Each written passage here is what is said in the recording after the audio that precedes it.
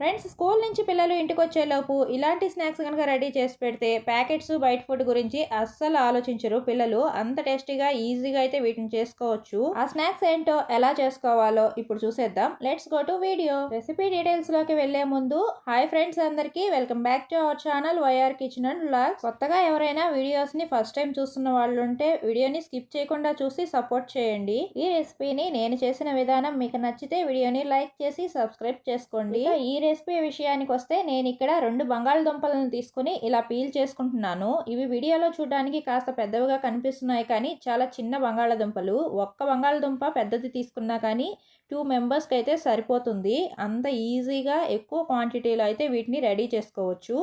తర్వాత బంగాళదుంపలు మొత్తాన్ని ఇలా పీల్ చేసేసుకొని నీట్గా వాష్ చేసుకోవాలి. ఇలా అయితే నీట్గా పీల్ చేసేసుకుంటే మంచిగా వస్తాయి. ఇలా పీల్ చేసుకున్న వీటిని వాష్ చేసుకొని వచ్చి వీటన్నిటిని క్లీన్ చేసేసుకుంటాను. ఇప్పుడు ఈ క్లీన్ చేసుకున్న బంగాళదుంపలని తురుముకోవాలి. అందుకోసం నేను ఇలాంటి గ్రేటర్ని అయితే తీసుకుంటున్నాను. దీంతో అయితే మంచిగా తురుముకోవచ్చు.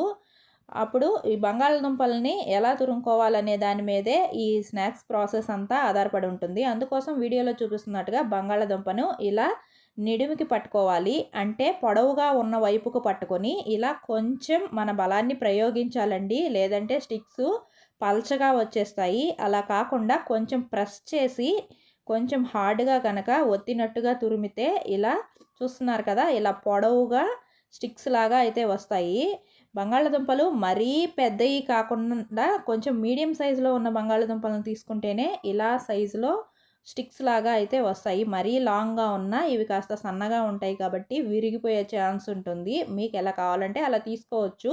కొంచెం బలంగా కనుక ఒత్తినట్టుగా కనుక ఇలా ప్రెస్ చేసి తురిమితే అలా స్టిక్స్ లాగా కాస్త లావుగా వస్తాయి. మనం మామూలుగా తురుముకున్నట్టుగా కాకుండా కొంచెం ఇలా ఒత్తినట్టు తురిమితే కొంచెం లావుగా వస్తాయి. అందుకే ఇన్నిసార్లు చెప్తున్నాను. చూస్తున్నారు కదా, ఇలా నీట్గా బంగాళదుంపను కాస్త ప్రెజర్ పెట్టి ఇలా స్టిక్స్ లాగా అయితే తురుముకోవాలి. ఇలా మొత్తము 2 బంగాళదుంపలను అయితే నేను తురిమేసుకుంటున్నాను. చూడండి, ఇలా మంచిగా స్టిక్స్ లాగా వస్తాయండి. ఇవి పచ్చి బంగాళదుంపలే. ఇలా నీట్గా మొత్తం 2 బంగాళదుంపలను అయితే తురిమేసుకున్నాను. చూస్తున్నారు కదా ఎంత పర్ఫెక్ట్గా స్టిక్స్ అయితే వచ్చినాయో. ఇప్పుడు వీటిల్లో ఉప్పు ఏమి వేయకూడదు, ఓన్లీ కార్న్ఫ్లోర్ మాత్రమే వేసుకోవాలి. చూడండి, నేను ఇక్కడ ఒక పెద్ద స్పూనే, ఇది పెద్ద సైజు స్పూన్ తోటి 3 స్పూన్స్ కార్న్ఫ్లోర్ అయితే వేసాను. ఇందులో పొరపాటును కూడా సాల్ట్ వేయకూడదండి. సాల్ట్ వేస్తే బంగాళదుంపల నుంచి మొత్తం నీరంతా బయటకు వచ్చి ఈ ఐటెం అయితే అసలు సరిగా రాదు. అందుకే ఇందులో ఉప్పు ఎట్టి పరిస్థితుల్లో కూడా వేయకూడదు. ఓన్లీ కార్న్ఫ్లోర్ మాత్రమే వేసుకొని ఇలా వీడియోలో చూపిస్తున్నట్టుగా కొంచెం సెన్సిటివ్గా ఉంటాయి కాబట్టి కొంచెం జెంటిల్గా ఇలా అయితే కలుపుకోవాలి. మనం తురుముకున్న మిశ్రమానికి మొత్తము ఇలా కార్న్ఫ్లోర్ని అయితే అప్లై చేయాలన్నమాట. కొంచెం లైట్గా ఇలా కలుపుతూ ఉంటే ఒక 1 మినిట్ పాటు కలిపితే మనం వేసిన కార్న్ఫ్లోర్ మొత్తం స్టిక్స్ అన్నింటికి నీట్గా పట్టుకొని కోటింగ్ లాగా ఇలా అయితే అయిపోతాయి. చూస్తున్నారు కదా, ఇలా నీట్గా పొడి పొడిగా విడివిడిగా అయితే స్టిక్స్ అయితే రెడీ అవుతాయి.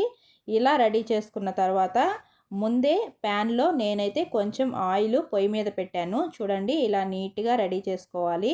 కలిపిన వెంటనే ఆయిల్లో వేసేస్తే నీట్గా వస్తాయి. అందుకే నేను ముందుగానే పొయ్యి మీద ప్యాన్ పెట్టుకొని ఆయిల్ని రెడీగా పెట్టుకున్నాను. వీటిని కాల్చుకోవడానికి ఆయిల్ ఎక్కువ హీట్ అవ్వకూడదు, అలానే లో ఫ్లేమ్లో ఉండకూడదు. మీడియం ఫ్లేమ్లో పెట్టుకొని ఇలా మంచిగా ఆయిల్లో అయితే స్లో ఫ్లేమ్లో ఫ్రై చేసుకోవాలి. అప్పుడే స్టిక్స్ క్రిస్పీగా రెడీ అవుతాయి.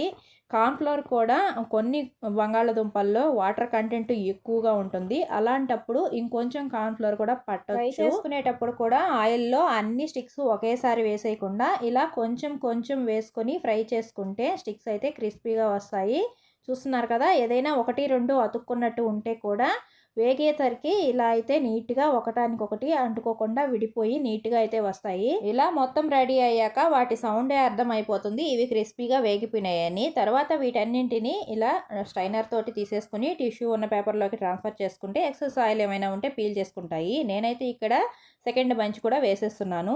అది వేగేలోపు ఇక్కడైతే దానికి కావాల్సిన మసాలా మిక్స్చర్ని అయితే మిక్స్ చేసుకుంటున్నాను. అందుకోసం నేను కొంచెం కారం, కొంచెం ఉప్పు, ఒక హాఫ్ స్పూన్ వరకు చాట్ మసాలా తీసుకొని రెడీ చేసుకున్నాను. చాట్ మసాలా ఉప్పు ఉంటుంది కాబట్టి ఉప్పు చూసుకొని వేసుకోవాలి.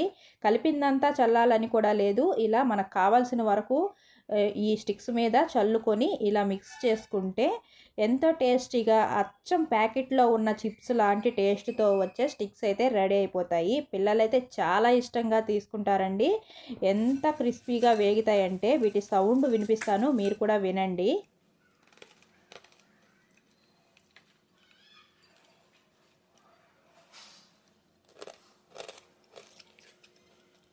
స్కూల్ నుంచి పిల్లలు ఇంటికి రాగానే ఇలాంటి ఫుడ్స్ కనుక పెడితే ప్యాకెట్ ఫుడ్ కానీ బయట ఫుడ్ కానీ అస్సలు అడగరన్నమాట. అంత టేస్టీగా ఉంటాయి. వీడియో నచ్చితే లైక్ చేయండి, సబ్స్క్రైబ్ చేసుకోండి. మరో మంచి వీడియోతో మళ్ళీ కలుద్దాం. Bye friends.